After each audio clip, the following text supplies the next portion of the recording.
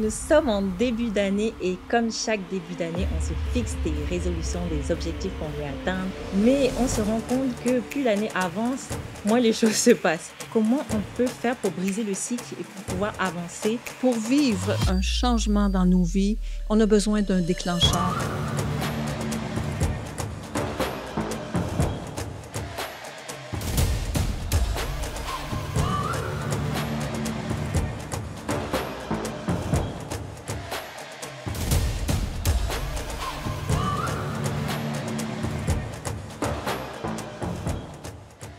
Bienvenue dans cette nouvelle émission des Princesses de l'Éternel. Comme d'habitude, on est tellement heureuse de t'accueillir. Coucou Lucie! Oui, bonjour Pamela! Ça va bien? Oui, bien sûr. Donc, ça fait un moment qu'on n'a pas fait les émissions, donc on est contente de se retrouver là pour faire les émissions ensemble et tout ça. Mais comme d'habitude, avant d'entrer dans notre sujet du jour, je vais t'offrir mon e-book gratuit Comment te libérer de ton passé, où je donne 4 clés bibliques pour retrouver la paix intérieure, que tu pourras bien évidemment télécharger en cliquant sur le lien en bas de cette vidéo. Nous sommes en début d'année et comme chaque début d'année, on se fixe des résolutions, des objectifs qu'on veut atteindre et on se dit, on a envie de faire ça, par exemple, perdre du poids, écrire un livre, pourquoi pas, lancer ce projet-là. Mais on se rend compte que plus l'année avance, moins les choses se passent. Par exemple, c'est drôle de voir une salle de sport le 1er janvier. Il y a la foule pour venir s'inscrire le 1er janvier à la salle de sport. Mais quand on avance dans l'année, en juin, on se rend compte qu'il y a de moins en moins de monde et on va dire même 80% de ces personnes-là ne sont plus là. Oui, donc, ça veut dire que quand on se fixe des résolutions, il arrive la plupart du temps qu'on n'arrive pas au bout de ces résolutions-là. Comment ça se fait? Par exemple, Luc et moi, on passe beaucoup de temps dans les églises et puis on fait la queue, on parle avec les gens, on prie avec les gens et ils nous posent des questions. Et la question qui revient le plus souvent, c'est comment vous faites pour faire tout ce que vous faites avec Exponentiel? Par exemple, Luc et moi, on écrit beaucoup de livres. D'ailleurs, j'ai quelques livres, j'en parle jamais. C'est important de les présenter. C'est ça. Donc, en fait, ça, ce sont mes livres. Donc, si tu veux te les procurer, je vais mettre le lien dans la description de la vidéo. Donc, comment ça se fait que Luc et moi, et Lucie aussi, et Claude aussi, on arrive à faire tout ce qu'on fait avec Exponentiel? Et c'était intéressant. Du coup, Lucie et moi, on s'est dit, pourquoi pas faire une émission sur comment maintenir les objectifs pour justement marcher dans notre appel, dans notre destinée? Comment on fait? Parce que c'est vraiment difficile. Il faut dire la vérité, la plupart des gens abandonnent beaucoup de nos résolutions on s'est fixées, on n'arrive pas au bout. Donc, on va parler de comment se maintenir, comprendre pourquoi on n'y arrive pas, pourquoi est-ce qu'on n'arrive pas à maintenir ces objectifs-là et comment on peut faire pour briser le cycle et pour pouvoir avancer avec assurance dans notre appel, dans notre destinée. Et en général, quand on se fixe des objectifs, c'est parce qu'on a fait une auto-évaluation de la situation dans laquelle on se trouve actuellement. On s'est posé des questions.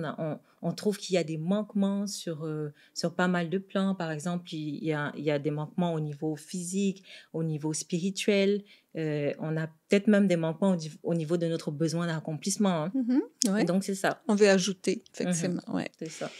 Ouais. Donc, on est tous comme ça. Chère princesse, tu réalises qu'on est tous avec les mêmes défis de la vie. C'est ça. Des objectifs, on en a tous plusieurs dans différents champs d'intérêt. Mais en fait, pour vivre un changement dans nos vies, on a besoin d'un déclencheur généralement. Là, on vient de parler du nouvel an, on a des résolutions, mais souvent, ça vient avec une souffrance à l'usure. Exemple, j'ai des douleurs dans le dos qui sont persistantes, donc j'ai besoin de consulter. Ou encore, il y a un déclencheur qui est extérieur à nous, une fermeture d'usine, je perds mon travail, ou encore un décès, mais tu sais, quelque chose de dramatique que j'ai pas choisi, vraiment. Puis un autre aspect, c'est un rêve ou une passion. On a tous certains objectifs qu'on regarde de loin, qu'on dit un jour, je veux faire ça. D'ailleurs, ça m'amène à une dame qui, un jour, arrive au bureau, puis elle me dit, pour le moment, je suis célibataire, j'ai pas encore d'enfant, je veux partir pour 1 mois, explorer dans un pays avec un pack-sac, et puis je veux faire ça. Donc, il y a des choses qui nous tiennent à cœur et il faut savoir que chaque fois qu'on prend une décision, ça part d'une bonne intention, Ouais. évidemment, mais on est très motivé. Mais il faut savoir que chaque décision va demander une transition. Et une transition veut dire être flexible aussi. Donc, il faut ajuster les choses. Il faut avoir une ouverture aussi face à faire les choses de façon différente, puis à voir les choses de façon différente et beaucoup de détermination. Donc, c'est pour ça que c'est si important d'inclure Dieu dans notre plan, parce que Dieu ne fera pas les choses à notre place, mais il veut les faire avec nous. C'est ça, nous, on est des princesses de l'Éternel et nous, on veut entrer dans notre destinée, faire ce que Dieu nous demande. Donc, d'où la question, qu'est-ce qui est le plus important? Est-ce que ce sont nos priorités qui sont les plus importantes ou c'est les priorités de Dieu qui sont les plus importantes? Et par exemple, si ta priorité, c'est de perdre quelques kilos, est-ce que cette priorité-là, c'est plus important que les priorités de Dieu? Attention, je n'ai pas dit que c'est pas bon de perdre quelques kilos, surtout s'il s'agit d'une question de santé. Si tu veux perdre du poids parce que ça a rapport avec ta santé, eh ben, Dieu est totalement favorable avec cela. C'est pas ça que je veux dire. D'ailleurs, il a ta santé à cœur. Comme il est dit dans 3 Jean 1-2, bien-aimé, je souhaite que tu prospères à tous égards et sois en bonne santé comme prospère l'état de ton âme. Donc, la santé, c'est important pour Dieu. Mais il faut aussi nuancer que dans Matthieu 6,33, il est dit, cherchez premièrement le royaume et la justice de Dieu et toutes ces choses vous seront données par-dessus. Donc, cherche d'abord premièrement les priorités de Dieu et il te donnera le reste. Proverbe 16,3, recommande tes œuvres à l'Éternel et tes projets réussiront. Donc, cela signifie que tous tes objectifs personnels doivent être soumis à Dieu et doivent être alignés avec le plan de Dieu. Donc, Dieu veut ce qui est bon pour toi. Donc, ça veut dire que si tu alignes tes projets avec ce qu'il veut, ben, ça réussira. Ce sera super. Et par exemple, Paul, il voulait aller à Rome. C'était son désir d'aller à Rome. Donc, qu'est-ce que Paul il a fait? Romains 1,10, demandant continuellement dans mes prières d'avoir enfin par sa volonté le bonheur d'aller vers vous. Continuellement, dans les prières de Paul, il demandait continuellement la volonté de Dieu. Paul il est allé à Rome. Il est allé à Rome, pas forcément de la façon dont il pensait qu'il allait y aller, parce qu'il y est allé en étant prisonnier, ce qui est terrible, mais il a fait la volonté de Dieu, et Dieu voulait qu'il y aille, il y est allé. Donc, ça veut dire que même dans nos objectifs et tout ça, il faut toujours être ouvert à ce que Dieu y amènera. Une flexibilité, en fait, oui. Très flexible. Et d'ailleurs, quand on prend une décision, il faut savoir que ça demande un temps d'arrêt, un temps de réflexion, comme tu dis, pour faire le bilan de sa vie.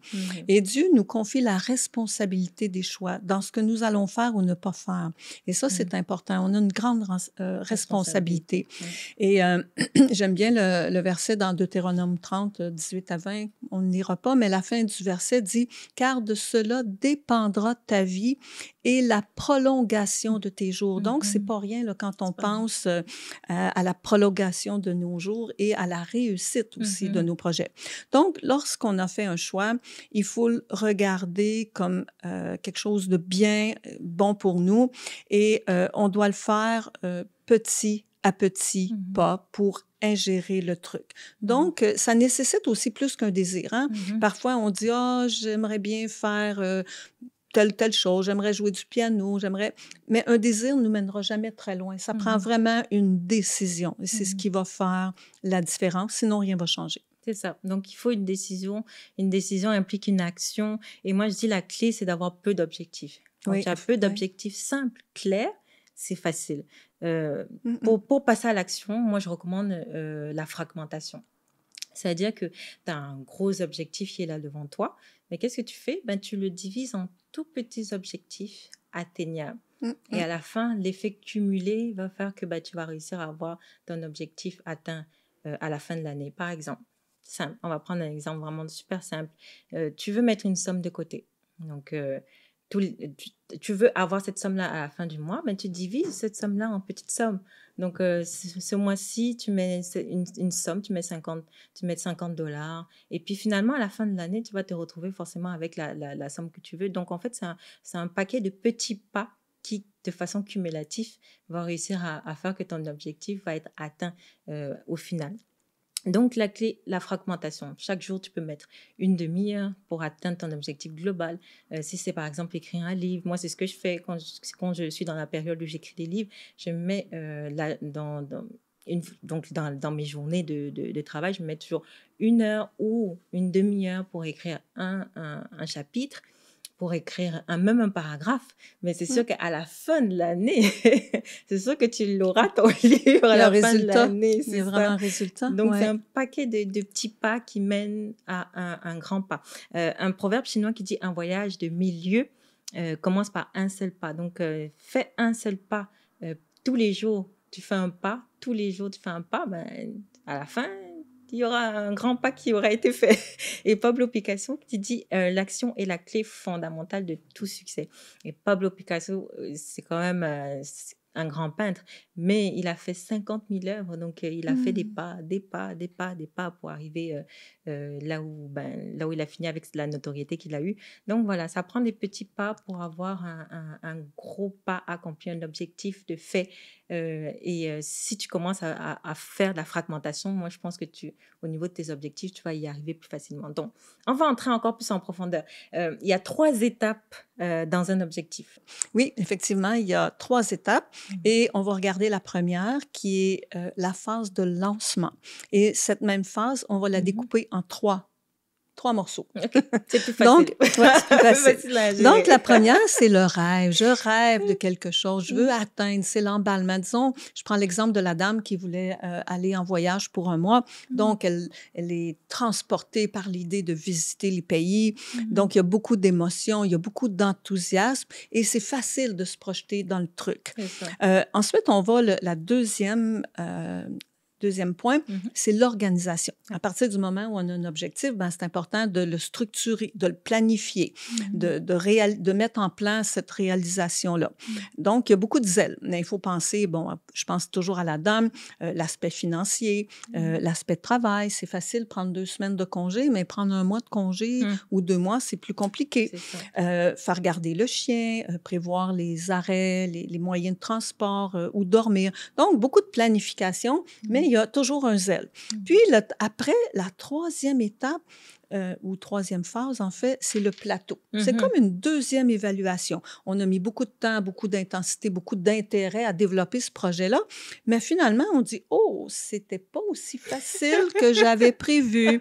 La personne qui devait garder le chien ne peut plus. Au travail, on peut me donner 2 semaines, mais pas 4. » Et finalement, quand on regarde tous les inconvénients qui s'installent, c'est comme il y a une 2e réflexion et je suis plus aussi certaine. Il y a moins de plaisir.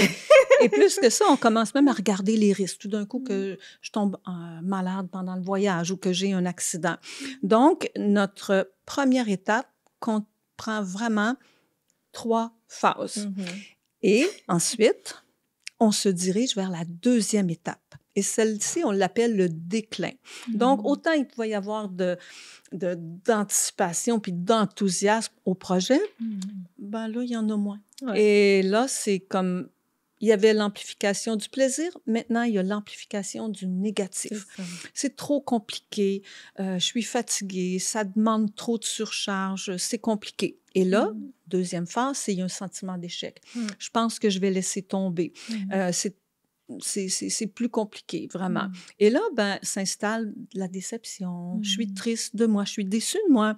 Et ça affecte l'estime de soi. Tu sais, si on regarde à juste une fois, mais quand, fois après l'autre, à chaque année, on dit « Ah, je veux absolument faire de l'exercice, je vais aller au gym. » Ou encore, j'entreprends un régime. Puis qu'à chaque fois, ça retombe, ça amène comme un sentiment d'échec. Puis là, on laisse tout aller. Et c'est là le drame. Parce qu'on le vit tous, ce cycle-là, en quelque part. Mais l'idée, c'est de se reprendre parce que c'est là que on va aller vers la 3e phase bientôt qui nous explique comment retrouver l'énergie du départ pour reprendre notre objectif. Donc, ça veut dire que si on passe la phase du déclin, on est potentiellement en train d'y arriver là.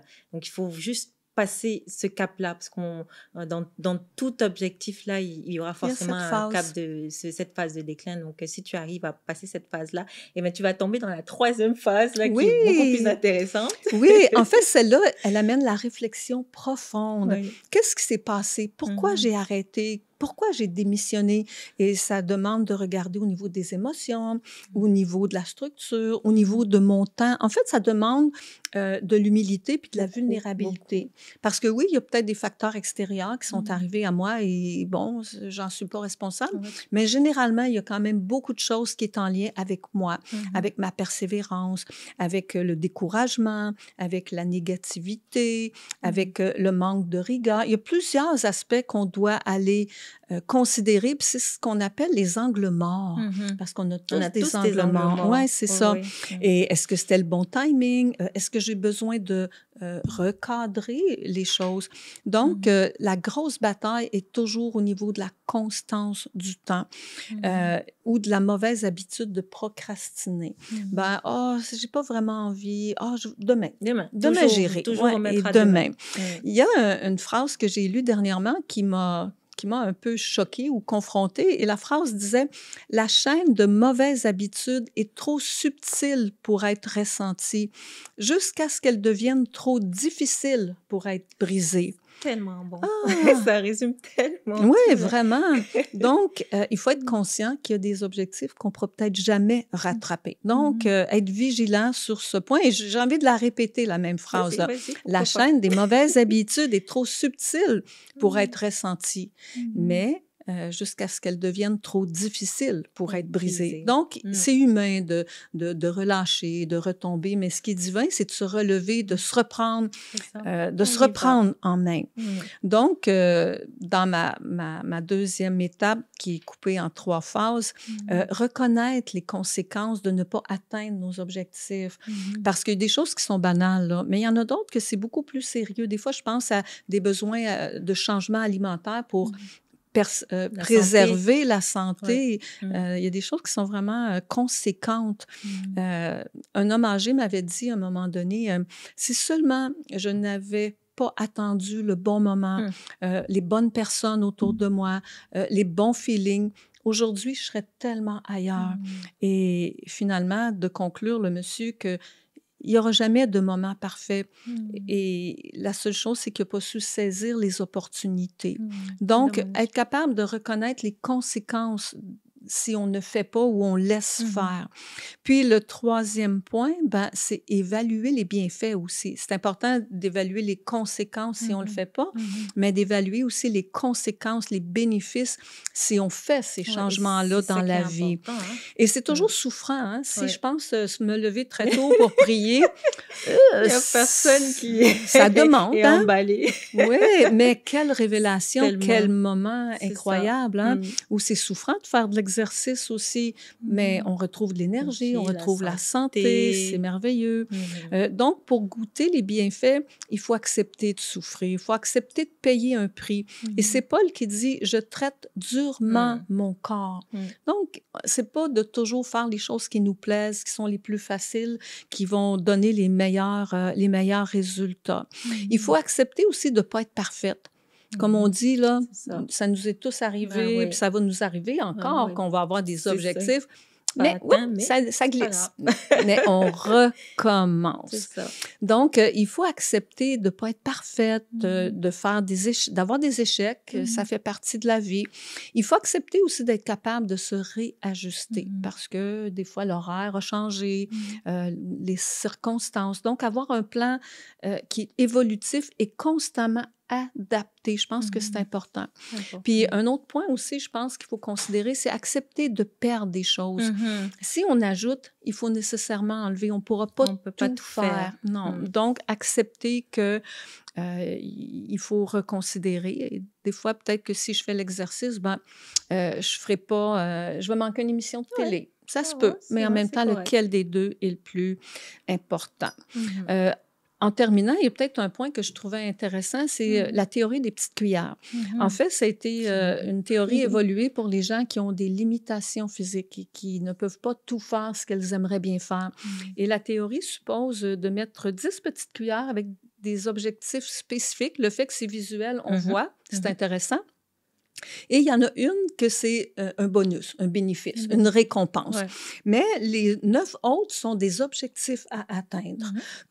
Donc, on peut choisir d'en faire 3 l'avant-midi, 3 l'après-midi, 3 en soirée ou 4 l'avant-midi, 4 l'après-midi. Donc, c'est des choix qu'on fait, mais c'est visuel. Il y a des choses qu'on accepte avant de partir de ne pas faire.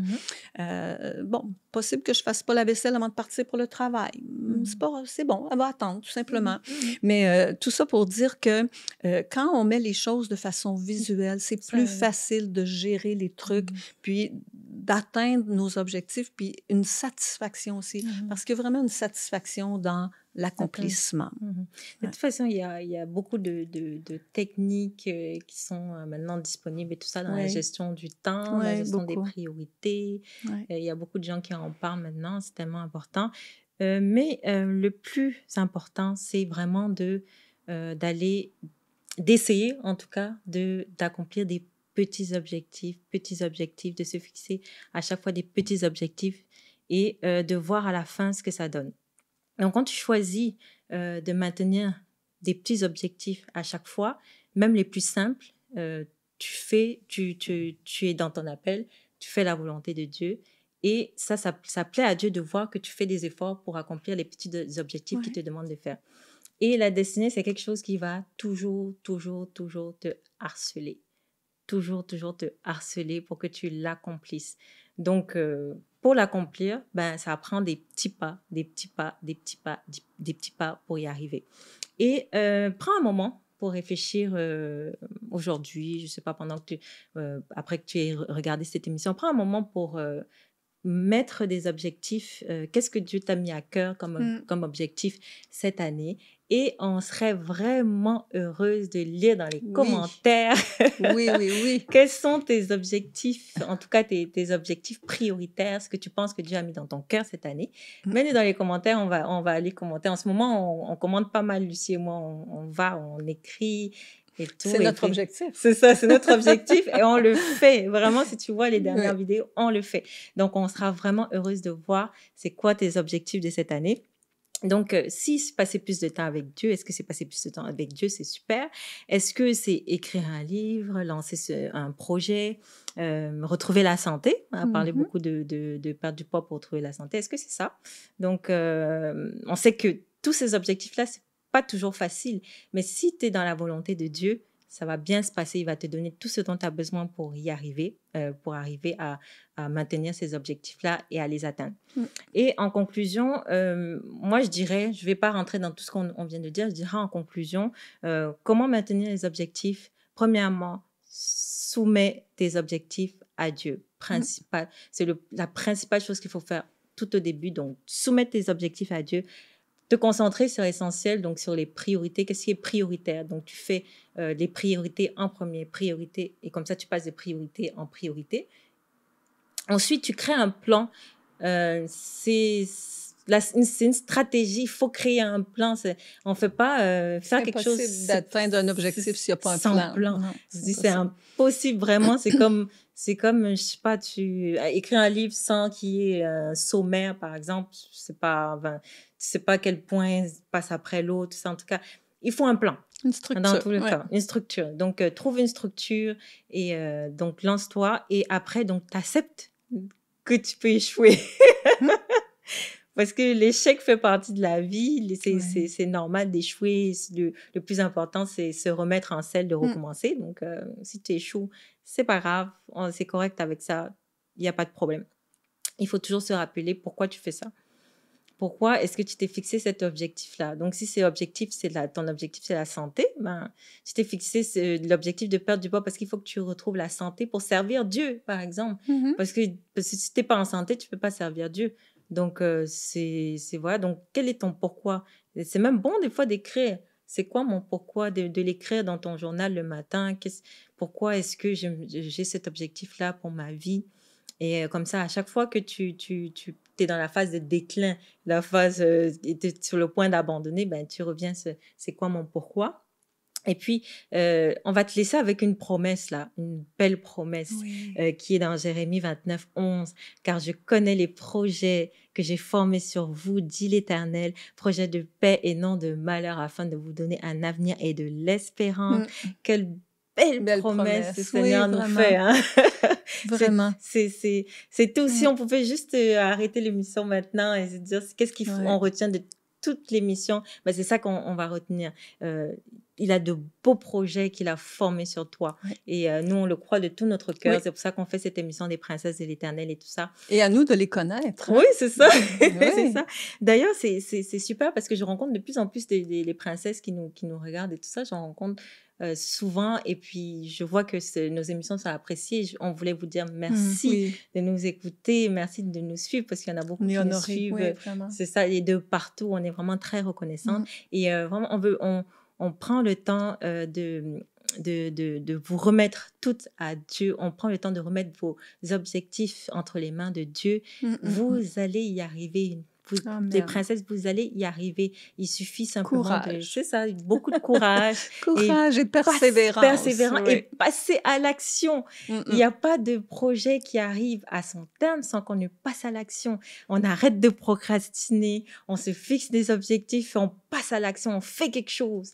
Et cette année 2025, ça va être une belle année. En tout cas, le moment où tu vas regarder cette émission, je ne sais pas si ce sera l'année 2025. En tout cas, cette année, ce sera une belle année pour toi. Il suffit simplement de passer à l'action, faire confiance à Dieu, marcher dans la volonté de Dieu en toutes choses, toujours recommander tes projets à l'Éternel et ils réussiront. Voilà.